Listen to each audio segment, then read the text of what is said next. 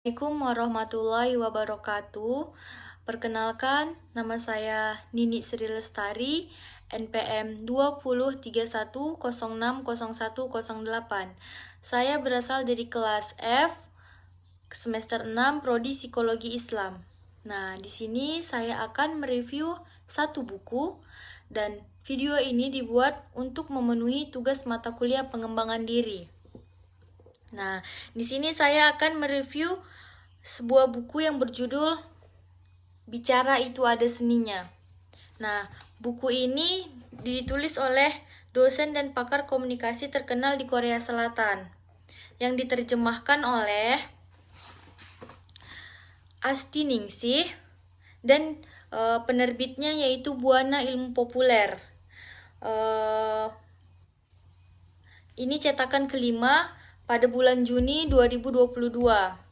Dan ISBN dari buku ini yaitu 9786230404306.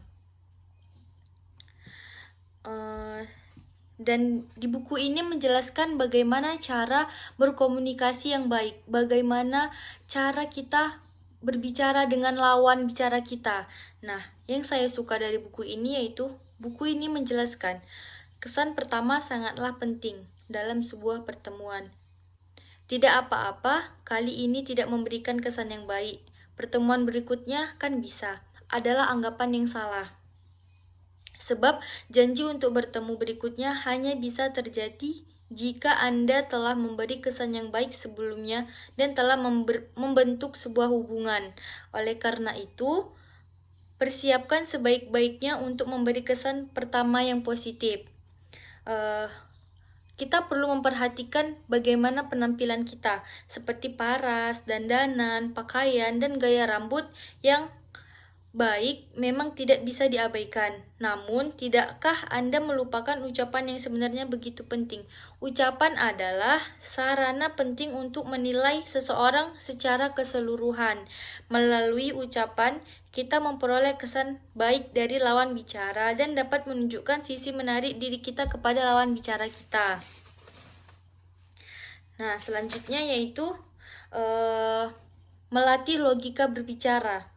Dengan melakukan 5 hal berikut, Anda dapat merasakan ucapan Anda dipenuhi oleh logika yang kokoh. Nah, di buku ini menjelaskan ada beberapa tips supaya kita dapat berbicara dengan baik dan benar. Yang pertama yaitu berikan alasan yang tepat untuk argumen Anda.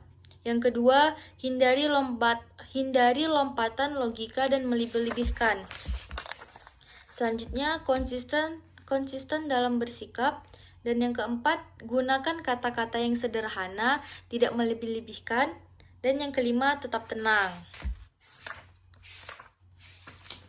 Nah, banyak juga di luar sana yang tidak bisa berbicara dengan normal akibat trauma.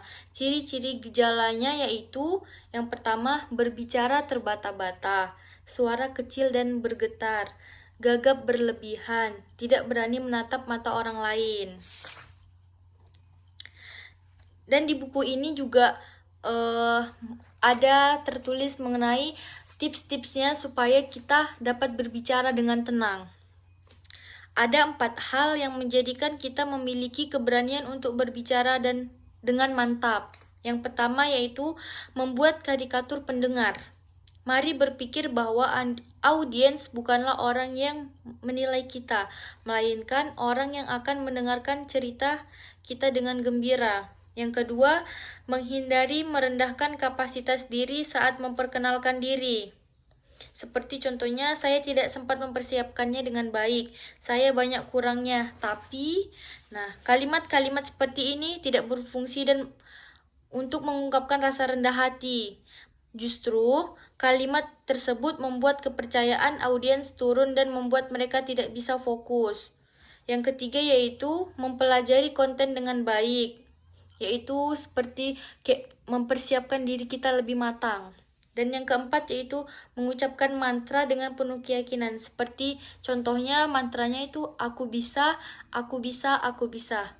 atau aku yang terbaik, atau hari ini aku menyajikan presentasi terbaik gitu. Nah, kelebihannya di sini yaitu